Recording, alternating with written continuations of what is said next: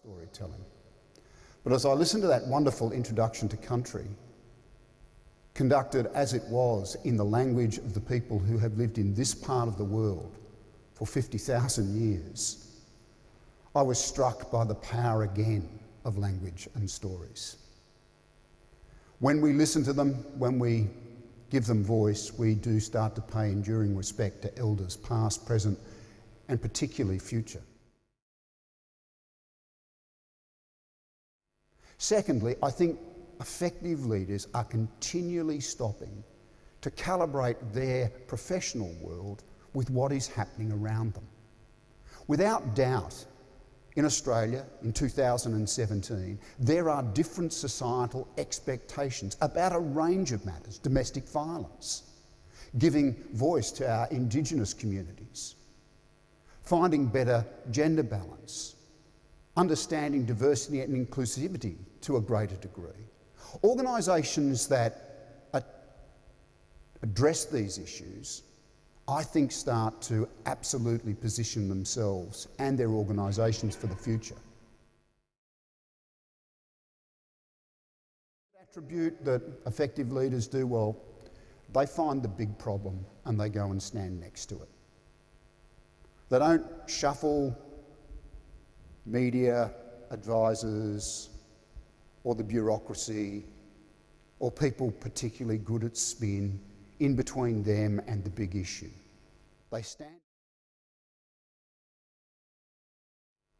I recognise that whatever I do during the tenure of my appointment, it will have resonance for good or for ill, potentially decades from now. Decisions that I took part in to bring into being capability inside our army, force structure changes that I helped to oversee, but most importantly, issues around culture, I think they will have resonance long after I have faded as a photograph in some dusty hall in some headquarter building, when my name is no longer associated with what constitutes today's contemporary army. That's what leaders get to do. And leaders that live in the future don't have their lives defined by next quarter's profit and loss sheets or the next election results. Rather, they are conscious that they have an opportunity, because of their appointment, to make a difference and to leave a legacy. Now, I think culture is the stories we tell ourselves about ourselves. That's it.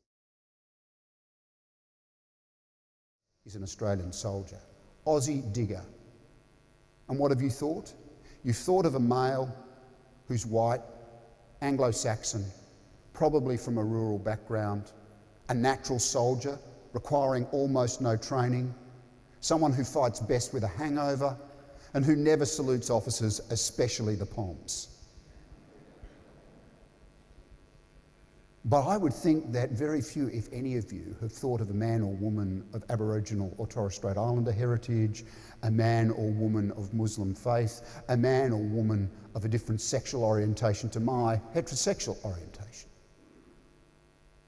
Why? Because encapsulated in those two words is a world of meaning. It is not, and never has been, an accurate reflection of our army. But it is, for 99% of the Australian population, the story that is listened to and believed. What does that say to women, or to men and women of a non-Anglo-Saxon heritage, or a different sexual orientation? What it says is, don't join, don't come. And if you do, we'll guarantee you this, although it will never be written out for you, the hurdles that you will be asked to jump will always be hurdles higher than David Morrison was asked to jump.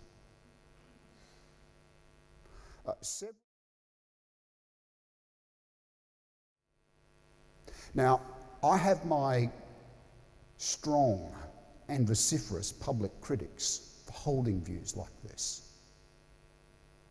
And in a democracy like ours, I absolutely respect my critics' rights to hold their views. But they are wrong and I am right. Culture eats strategy for breakfast. And so,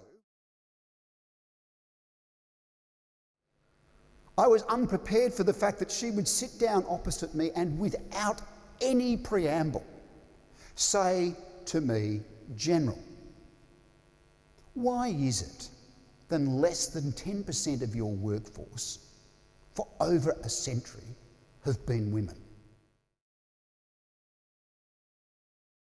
I already know, but there is nothing more uncomfortable for a senior Anglo-Saxon male to be asked a question, particularly by a woman outside of their profession, for which they have no answer.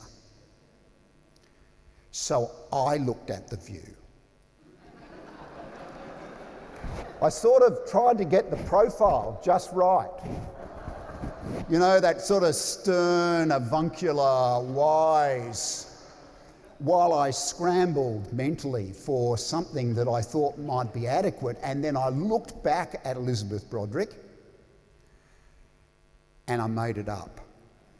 And look, it's unlikely now, because she's moved out of public office, that you will ever be interrogated by Liz Broderick, but if you do, learn from what I'm about to say. Don't do it. Don't make it up, because Machiavelli said, "There is no more delicate a matter to take in hand, nor more doubtful in its success, than to set up as a leader of change, for he who innovates will have for his enemy all those who are well off under the existing order of things."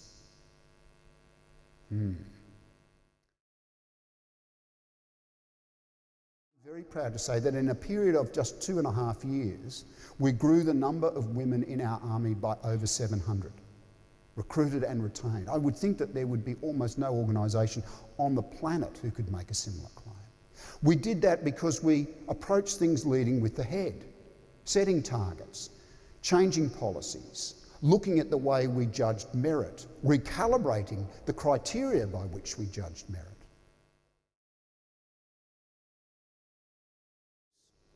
But I've got to tell you, there was a degree of trepidation. It's not that I hadn't dealt with, significant personnel issues in the course of a long military career. It's just that this time I was the boss, and I was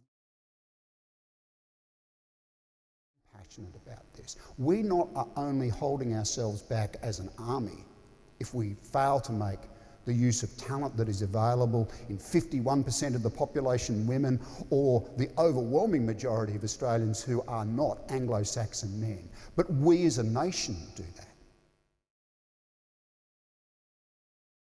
Conclusion: that diverse and inclusive workplaces are more productive.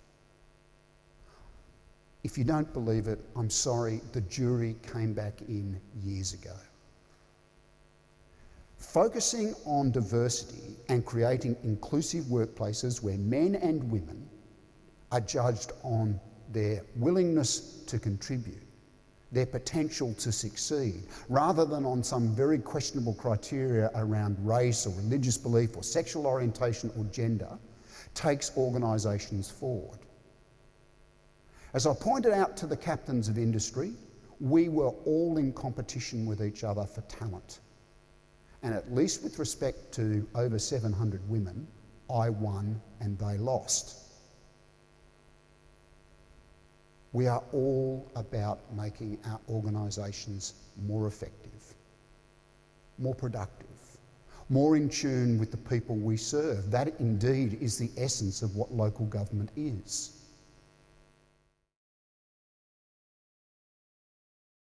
That for a start, the rules of the game have been largely set by men, by white Anglo-Saxon men in this country. And we have benefited from that. And that in spite of some of the criticism she's received and continues to receive from some women in Australia, she recognised that the most pragmatic approach here was to get men on board.